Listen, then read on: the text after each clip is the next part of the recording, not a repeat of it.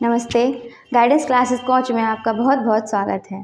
जैसा कि हमने कल इंट्रोडक्शन क्लास में बताया था कि हमारी इकोनॉमी की क्लास स्टार्ट होने वाली है, तो आज हम अपनी क्लास को शुरू करेंगे। चलिए देर ना करते हुए अपनी क्लास को शुरू करते हैं। आज हमारी है इकोनॉमिक्स की, तो इकोनॉमिक्स जिसका हिंदी अर्थ होता है अर्थशास्त्र।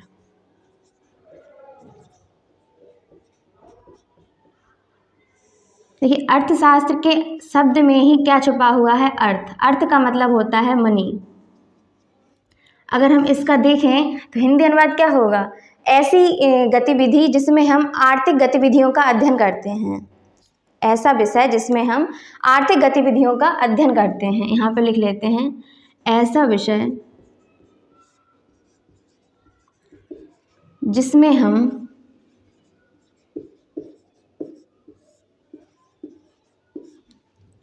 आर्थिक गतिविधियों का अध्ययन करते हैं।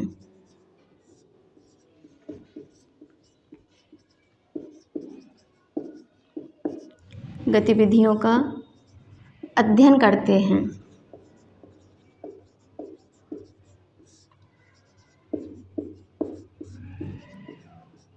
अगर इकोनॉमिक्स की हम डेफिनेशन देखें तो क्या होगा? The economy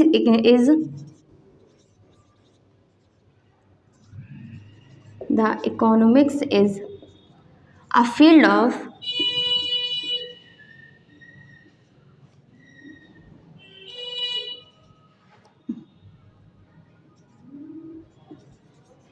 economy is a field of study of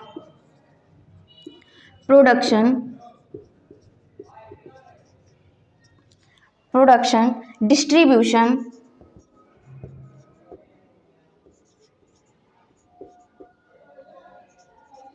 and consumption. The economy is a field of study of production, distribution and consumption of goods and services. अगर हिंदी में हम कहें तो अर्थशास्त्र एक ऐसा अध्ययन का विषय है जिसमें प्रोडक्शन अर्थात उत्पादन, डिस्ट्रीब्यूशन अर्थात वितरण और कंज्यूमशन मतलब खपत, जिसमें हम वस्तुओं और सेवाओं के वितरण और उत्पादन और खपत का अध्ययन करते हैं। तो हिंदी में हम लिख लेते हैं इसकी परिभाषा, अर्थशास्त्र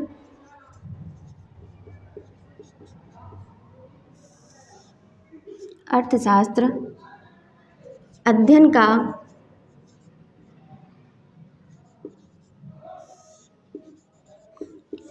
एक ऐसा विषय है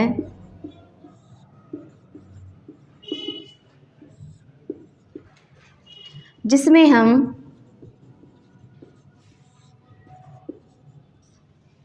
प्रोडक्शन अर्थात उत्पादन, जैसे कि जिसमें हम वस्तुओं, गुड्स वस्तुएं और सर्विसेज सेवाओं के उत्पादन और वितरण और खपत का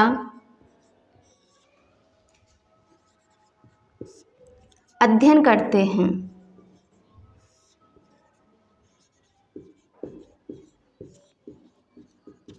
ये होती है हमारी अर्थशास्त्र की डेफिनेशन। अब चलते हैं हम अर्थशास्त्र की तरफ, जिसमें हम पढ़ेंगे अपना अर्थव्यवस्था। अर्थव्यवस्था में हमें हमें अर्थशास्त्र नहीं पढ़ना है, हमें पढ़ना है अर्थव्यवस्था, जो कि है इंडियन इकोनॉमी। तो हम अपना अर्थव्यवस्था के ऊपर बात करते हैं।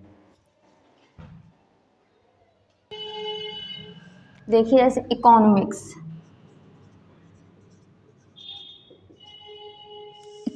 दो प्रकार की होती है। एक कहते हैं माइक्रो इकोनॉमिक्स,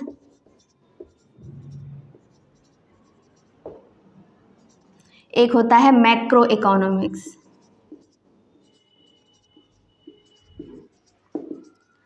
माइक्रो इकोनॉमिक्स को हम अगर हिंदी में कहें तो हम कहेंगे सूक्ष्म, और इसे देखें तो ये हो जाएगा लघु या समष्टि या व्यष्टि।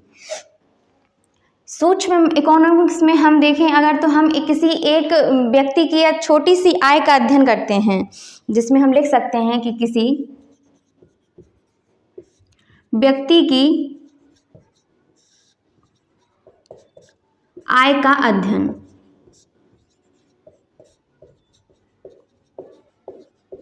ये हमारी हो जाएगी सूक्ष्म अर्थशास्त्र। और अगर हम देखें माइक्रो में होता है एक बड़े तौर पर, जिसमें हम देखें तो देश की अर्थव्यवस्था या देश की आय का अध्ययन करते हैं, इसे हम कहेंगे मैक्रो इकोनॉमिक्स।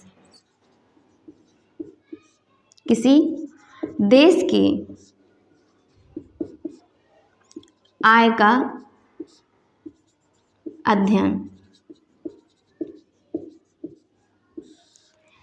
माइक्रो में समझ में आ रहा है कि सूक्ष्म मतलब छोटे से तौर पर, और लघु मैक्रो को देखें तो इसका मतलब ही निकल कर आ रहा है कि लघु मतलब बड़ी। एक किसी व्यक्ति की आय का अध्ययन करते हैं तो एक छोटे तौर पर, और किसी देश का अध्ययन करते हैं एक तो बड़े तौर पर। हमें समझ में आ रहा है कि हाँ ये लघु है, ये वाली सूक्ष्म अर्थव्यवस्था है।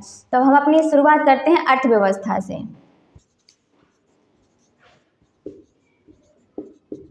जैसे इंग्लिश में कहते हैं हमें इकोनॉमी।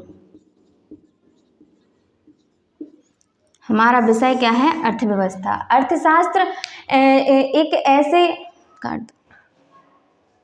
इकोनॉमी 3 प्रकार की होती है, जिसमें हमारे अर्थव्यवस्था में 3 प्रकार के होते हैं। एक होता है प्राथमिक क्षेत्र, जिसे हम बोलते हैं प्राइमरी सेक्टर। दूसरा होता है द्वितीयक क्षेत्र, जिसे हम बोलते हैं सेकेंडरी सेक्टर। अगला होता है तृतीयक क्षेत्र।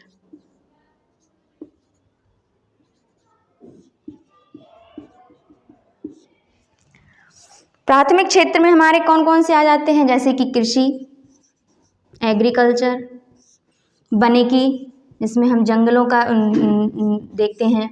और अगला है हमारा खनन, जिसमें धातुओं का खनन होता है। ये प्राथमिक सोर्स है। और ये द्वितीय क्षेत्र में जब हम आएंगे तो कृषि में जैसे कि गेहूं का उत्पादन होता है, फसल, तो गेहूं से बनी हुई चीज़ों जैसे कि बिस्किट बन जाएगा। गेहूं से अगर हम चाहें तो बिस्किट हो गया, ब्रेड हो सकती है। ऐसे ही वानिकी अर्थात जंगल से हमें लकड़ी मिलती है, तो लकड़ी से बनी हुई कोई भी चीज़ प्राइमरी में आएगा, जिसका उत्पादन होता है उससे बनी हुई कोई भी चीज़। जैसे कि वानिकी से, लकड़ी से हमारा फर्नीचर हो जाएगा। धातु का देखें तो धातु के खनन में लोहा हुआ, सोना हुआ, कई प्रकार की धातुओं से बनी चीज़ें हमारे द्वितीय क्षेत्र में आएंगी। वहीं हम बात करें अगर तृतीय क्षेत्र की, तो तृतीय क्षेत्र में हमारा जैसे कि सेवाएं होती हैं। सेवाओं में हो जाएगा शिक्षा, स्वास्थ्य, पर्यटन। तो हमारे अर्थव्यवस्था के 3 क्षेत्र होते हैं। हमारा आता है अर्थव्यवस्था में, अर्थव्यवस्था यहाँ हम देखते हैं भारतीय अर्थव्यवस्था। भारतीय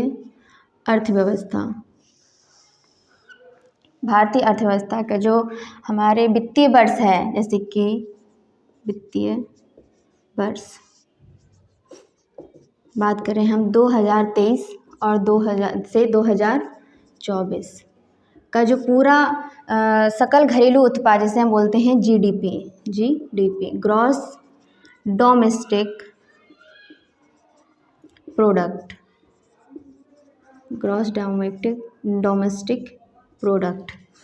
सकल घरेलू उत्पाद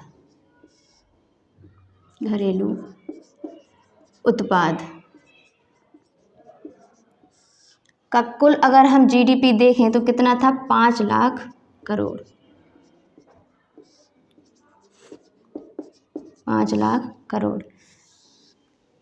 अगर हम बात करें जैसे कि निर्मला सीतारमण जी ने अभी बजट पेश किया था हमारा 2024, अगर हम बात कर रहे हैं 2023 से 24 की, तो अगर हम वित्तीय वर्ष देखें तो हमारा कहाँ से कहाँ तक होगा वित्तीय वर्ष? बजट जब पेश होता है वो होता है 1 अप्रैल को। तो वित्तीय वर्ष अगर हम बात कर रहे हैं 2023 से 24 की, तो 1 अप्रैल 2023 से 31 मार्च 2024, ये हमारा क्या कहलाएगा? Financial year.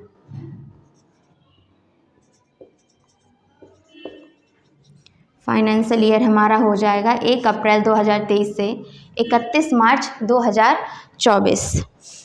अब हम आते हैं, हमारी अर्थव्यवस्था होती कितने प्रकार की है? तो भारतीय अर्थव्यवस्था में हमारी अर्थव्यवस्था 3 प्रकार की होती है, जिसमें पहले नंबर पर आता है, इसमें लिख लेते हैं अर्थव्यवस्था के प्रकार। अर्थव्यवस्था के प्रकार, types of economy, Indian economy. तो हमारी भारतीय अर्थव्यवस्था में 3 प्रकार होते हैं, जिसमें पहले नंबर पर आता है हमारा समाजवादी अर्थव्यवस्था,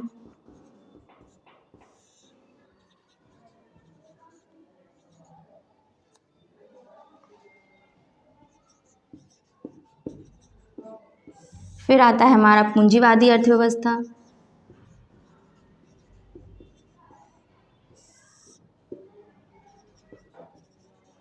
पूंजीवादी अर्थव्यवस्था, और तीसरा है हमारा मिश्रित अर्थव्यवस्था।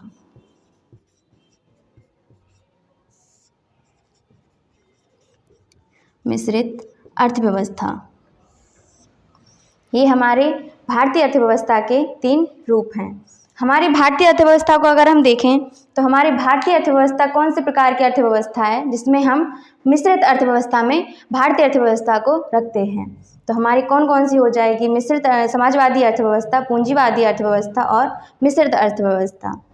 अपनी पूंजीवादी अर्थव्यवस्था पहले नंबर पे हम पढ़ेंगे। बहुत मोटो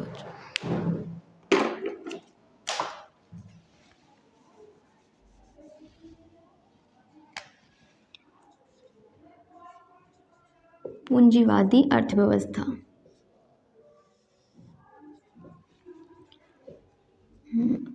अर्थव्यवस्था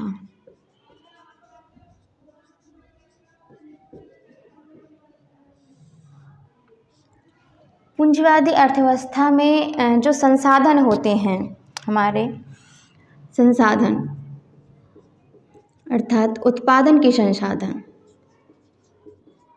उत्पादन के संसाधन,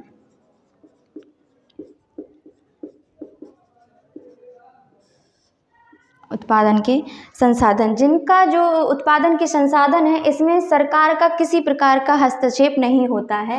ये सारी की सारी प्राइवेट कंपनियां होती हैं, जिसमें जो संसाधन है इसकी इनका स्वामित्व जो होता है, स्वामित्व पूंजीपति लोगों के हाथों में होता है। स्वामित्व पूंजीपति लोगों के हाथों में होता है, लोगों के हाथों में होता है।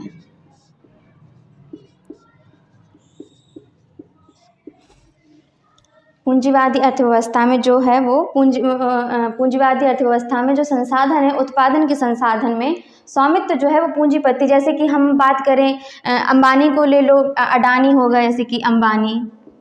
प्राइवेट जो कंपनियां हैं उसमें किसी भी प्रकार का गवर्नमेंट इंटरफेयर नहीं करती, जैसे कि अंबानी हो गए, अडानी, बिरला, ये सारे के सारे पूंजीपति लोग हैं। इसमें पहले नंबर पर अगर हम देखें तो पहले नंबर पे हमारा हो जाएगा संसाधनों का दोहन करना, संसाधनों का दोहन करना,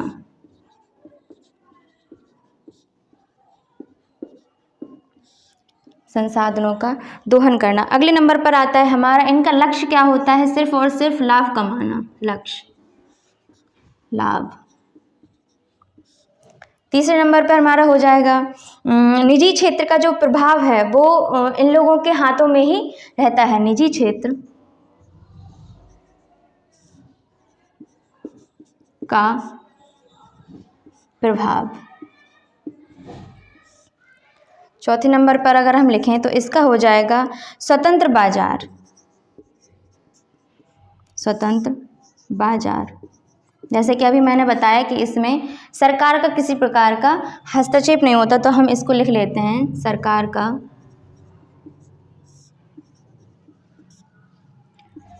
हस्तक्षेप नहीं होता है।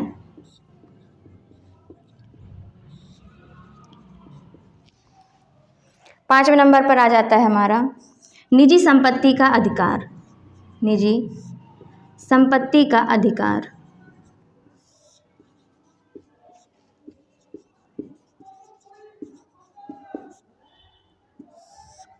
निजी संपत्ति का अधिकार। इसमें अगर हम छठवें पॉइंट पे देखें तो पूंजीपति की संख्या जो होती है वो कम होती है और जिसमें वर्कर्स जो होते हैं वो अधिक होते हैं। तो पहले हम लिख सकते हैं कुछ पूंजीपति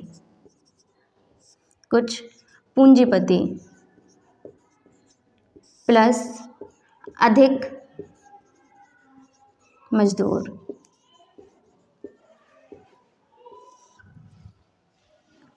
ये हो गए हमारे पूंजीपति अर्थव्यवस्था में जो हमें पॉइंट्स देखने को मिलते हैं। हमने पॉइंट टू पॉइंट इसमें निकाल लिया। अगर हम इसमें बात करें कि जो समाज में जो आय का वितरण होता है पूंजीवादी अर्थव्यवस्था में, तो वो असमान होता है। इसमें किसी प्रकार का समानता नहीं दिखती। जैसे कि अपर का अगर हम अपने देखें तो एक अपर लेवल होता है, एक मिडिल होता है, एक लोएस्ट होता है। इस प्रकार से वर्गों को बांटा गया है। इसीलिए हम इसमें लिख सकते हैं कि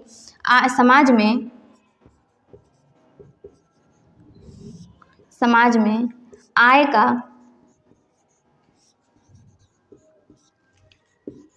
समान वितरण नहीं होता है। आय का समान वितरण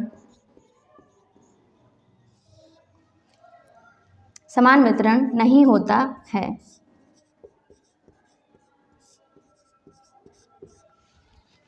समाज वर्गों में विभाजित होती है। अभी जैसे मैंने बताया, इसको मिटाते हैं।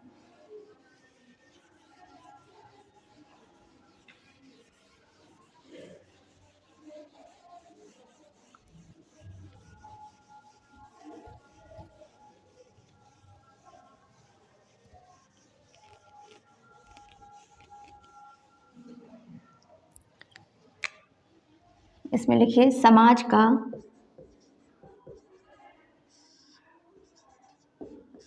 वर्गों में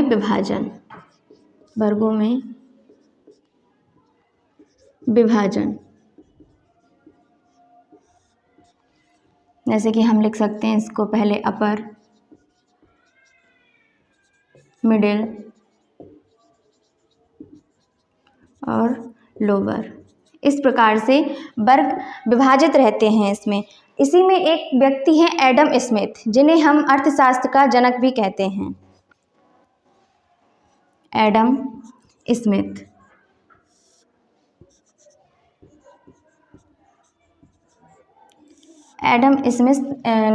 इनको हम एडम स्मिथ को अर्थशास्त्र का जनक कहते हैं। अर्थशास्त्र का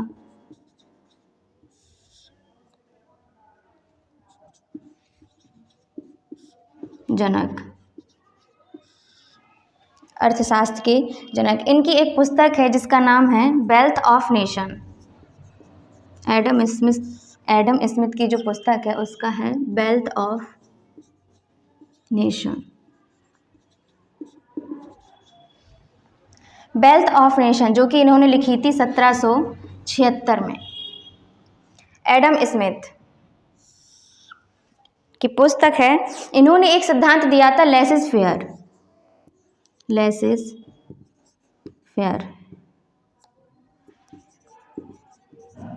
जिसे हम कहते हैं हस्तक्षेप की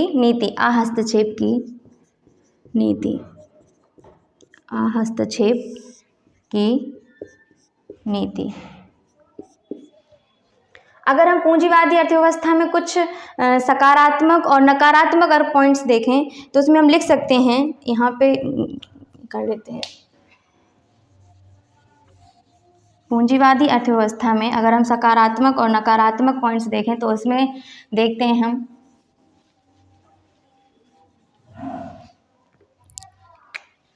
सकारात्मक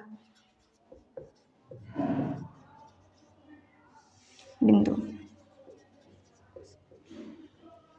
नकारात्मक बिंदु।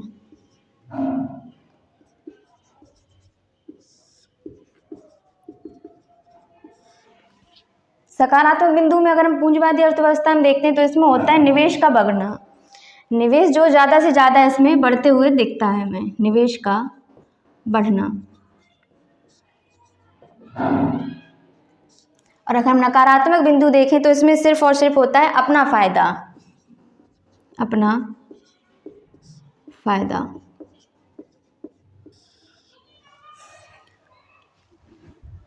अगर हम इसमें देखें दूसरा पॉइंट, तो इसमें होता है प्रतिस्पर्धा का बढ़ना, प्रतिस्पर्धा का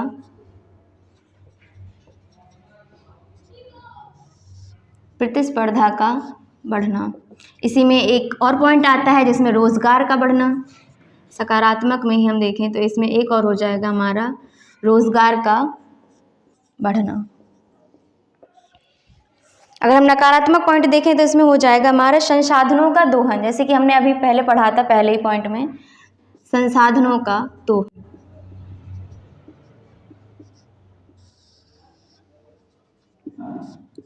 ज़्यादा से ज़्यादा इसमें संसाधनों का दोहन होता है। तीसरा अगर हम पॉइंट देखें तो इसमें हो जाएगा हमारा समाज में आय की असमानता। अभी हमने देखा है जैसे कि समाज में असमानता, समाज जो है अलग अलग कैटेगरी में, वर्गों में विभाजित हुआ है, समाज में असमानता।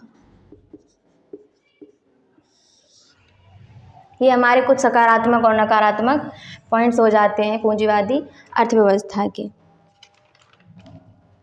अगले पॉइंट है हमारा समाजवादी अर्थव्यवस्था। समाजवादी अर्थव्यवस्था हम देखते हैं।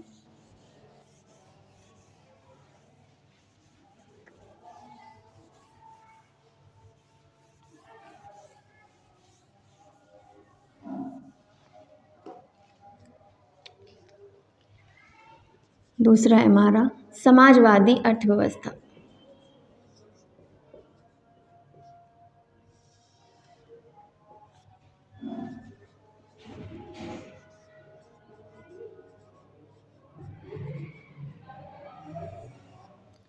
समाजवादी अर्थव्यवस्था में जो सारा का सारा स्वामित्व होता है वो समाज के अर्थात सरकार देखती है, उसका पूरा का पूरा जो स्वामित्व है वो सरकार के हाथों में होता है। तो हम इसमें देख सकते हैं पहला पॉइंट सामूहिक स्वामित्व होता है, सामूहिक स्वामित्व होता है, स्वामित्व होता है। समाजवादी अर्थव्यवस्था में किसी प्रकार की कैटेगरी नहीं है, इसमें जो भी है आय का समान वितरण होता है। इस प्रकार से हम देख सकते हैं कि जो संसाधनों का सामूहिक स्वामित्व होता है, तो संसाधनों का जो है इसमें लिख लो यहाँ पे समाज में समाज में सामूहिक स्वामित्व,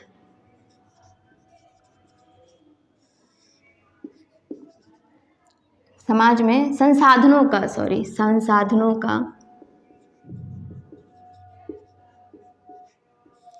संसाधनों का सामूहिक स्वामित्व,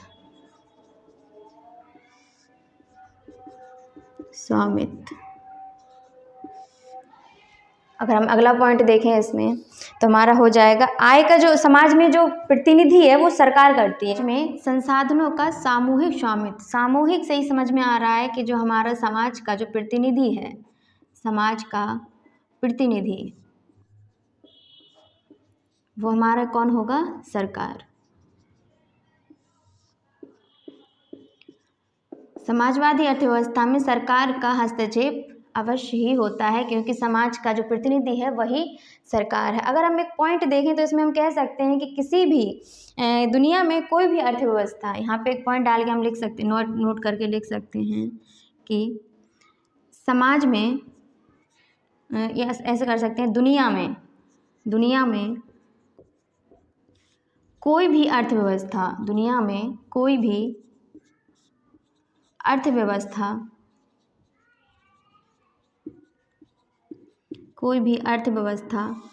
ना ही पूर्ण रूप से समाजवादी हो सकती है, समाजवादी हो सकती है, और ना ही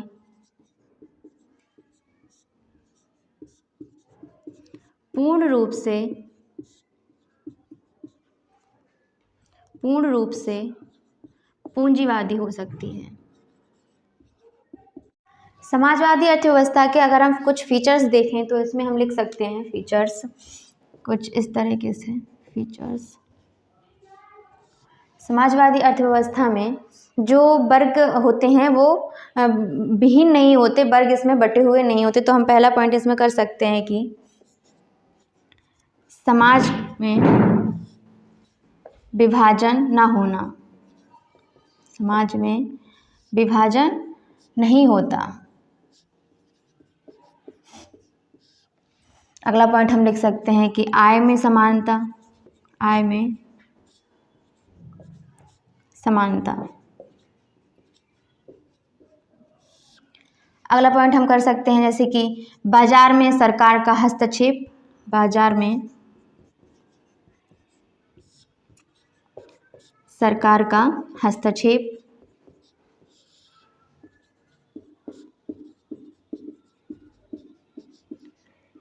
अगला हम इसमें लग सकते हैं कि इनका जो उद्देश्य है, इनका जो लक्ष्य है वो होता है समाज का कल्याण, लक्ष्य समाज का कल्याण। अभी हमने पूंजीपति उसमें देखा था, उनका लक्ष्य क्या था, सिर्फ और सिर्फ लाभ कमाना, मतलब जो उनका लक्ष्य है सिर्फ अपना फायदा, ना कि किसी और का। तो इसमें लग सकते हैं समाज कल्याण, इनका लक्ष्य होता है समाज कल्याण। अगर हम पूंजीवादी अर्थव्यवस्था और समाजवादी अर्थव्यवस्था के अगर हम कुछ अंतर देखें तो हम अंतर उनमें लिख सकते हैं जैसे कि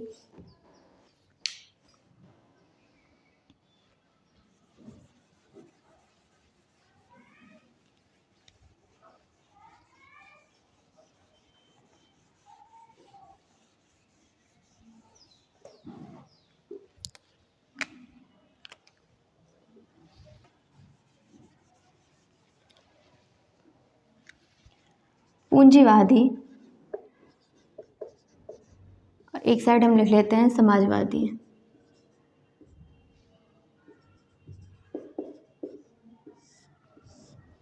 पूंजीवादी में जो होता है इसमें पहला पॉइंट डालेंगे कि संसाधनों का जो स्वामित्व है वो निजी हाथों में होता है। जैसे कि अभी हमने बताया था जो प्राइवेट कंपनियां होती हैं, जैसे कि संसाधनों का जो स्वामित्व है, स्वामित्व निजी हाथों में होता है, तो में होता है। हम ब्रैकेट में लिख सकते हैं जैसे कि अंबानी, अडानी, बिरला भी लिख सकते हैं, बिरला। जैसे कि हम अगर एग्जाम्पल देखें जो प्राइवेट कंपनियां हैं, जैसे कि इंडिगो एयर फ्लाइट्स देखें हम, एयरलाइंस इंडिगो। अगला हमारा जियो हो जाएगा, जियो कंपनी जो है वो भी हमारी प्राइवेट कंपनियां में आती है। और अगर हम यही समाजवादी के अर्थव्यवस्था की बात करें तो इसमें हो जाएगा संसाधनों का जो स्वामित्व है, संसाधनों का स्वामित्व सरकार के हाथों में होता है, सरकार के हाथों में होता है, सरकार के हाथों में होता है। अब इसका प्रतिनिधि कौन होगा, सरकार ही होगा, अर्थात गवर्नमेंट। इसमें ऐसे लिख सकते हैं प्रतिनिधि सरकार। अगर हम इसका एग्जाम्पल देखें तो इसमें हम लिख सकते हैं कि इंडियन रेलवे देख लो, इंडियन रेलवे, भारतीय रेल, ये हमारी गवर्नमेंट की है। इनका अगर हम लक्ष्य देखें, इनका उद्देश्य है सिर्फ और सिर्फ लाभ कमाना, उद्देश्य लाभ कमाना। अगर हम पूंजीवादी अर्थव्यवस्था में अभी हमने देखा कि एडम स्मिथ, तो हम यहाँ पे लिख सकते हैं कि योगदान जो दिया था पूंजीवादी अर्थव्यवस्था में एडम स्मिथ। यहीं अगर हम उद्देश्य की बात करें, समाजवादी अर्थव्यवस्था का जो उद्देश्य है समाज कल्याण,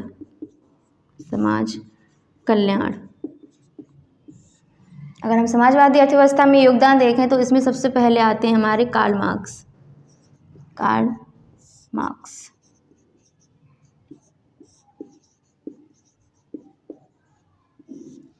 अगला पॉइंट हम इसमें देख सकते हैं कि आय में असमानता। दूसरा पॉइंट, आय में असमानता। इसमें हो जाएगा आय में समानता।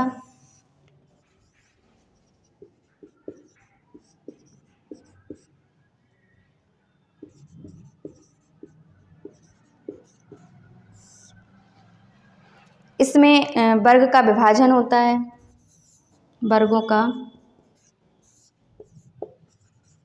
विभाजन। इसे हम वर्गयुक्त भी बोल सकते हैं, वर्गयुक्त समाज, वर्गयुक्त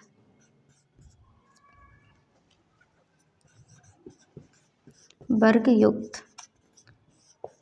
इसमें हम लिख सकते हैं कि वर्गों का विभाजन नहीं होता है, वर्गों का विभाजन नहीं होता है।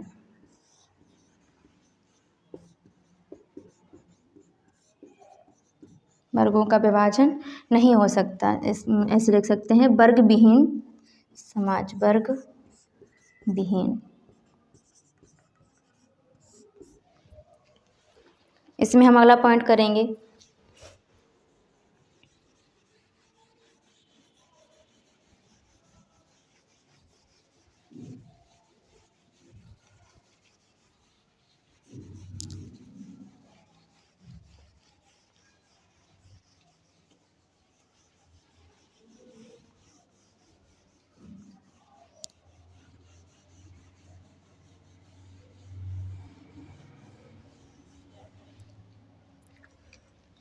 इसमें हो जाएगा निजी क्षेत्र।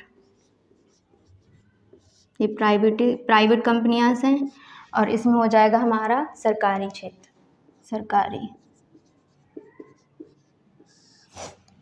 अगला पॉइंट हम इसमें कर सकते हैं सरकारी हस्तक्षेप। सरकार का हस्तक्षेप नहीं होता है, अहस्तक्षेप। इसमें हो जाएगा सरकार का हस्तक्षेप, सरकार का हस्तक्षेप। पूंजीवादी अर्थव्यवस्था में जो निवेशकों की संख्या होती है वो सबसे ज़्यादा होती है। निवेशकों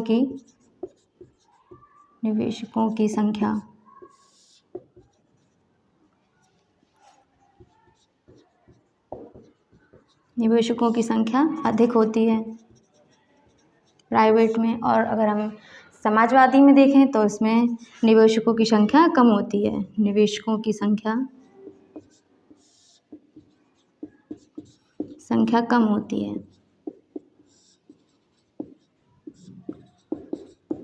तो ये हमारे कुछ पॉइंट्स थे पूंजीवादी और समाजवादी अर्थव्यवस्था के। अब हम चलते हैं हमारी मिश्रित अर्थव्यवस्था पर।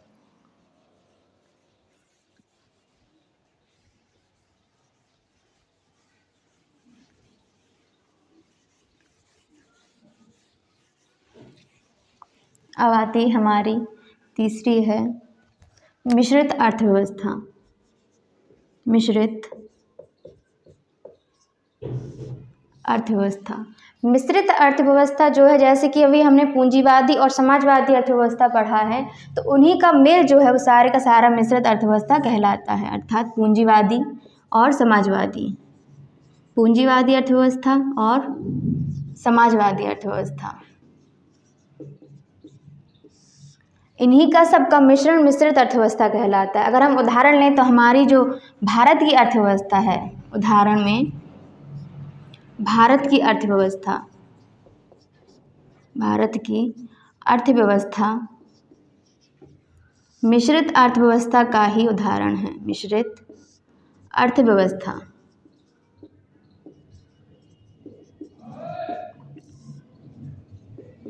का उदाहरण है। हमारी जो भारतीय अर्थव्यवस्था है वो एक मिश्रित अर्थव्यवस्था का ही उदाहरण है। तो चलिए हम अपनी क्लास को यहीं पर समाप्त करते हैं। जय हिंद, जय भारत।